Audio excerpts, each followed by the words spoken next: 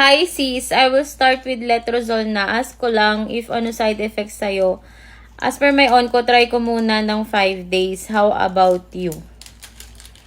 Actually mga sis, ang first na maintenance ko is tamoxifen. Kaya lang nung pinag-transv ako, nakita doon na kumapal agad yung lining ng matres ko.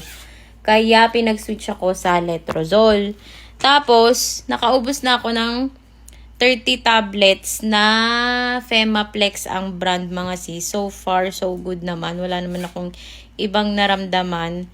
Nung last time, nahilo ako. Pero, naubusan kasi ako ng gantong brand mga sis. So, napilitan ako na uminom ng ibang brand. I don't know if yun yung reason kung bakit ako nahilo kinabukasan. Pero, since ito na ulit yung iniinom ko, okay na. Wala naman akong nararamdamang kakaiba. And sabi naman ng onco ko mga sis, nakaka-weaken daw talaga ng bones ang letrozole.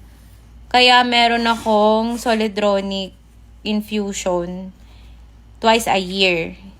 Hindi pa ako nag-i-start dun mga sis kasi by April pa siguro. Isasabay dun sa quarterly injection ko na Leuprolide naman.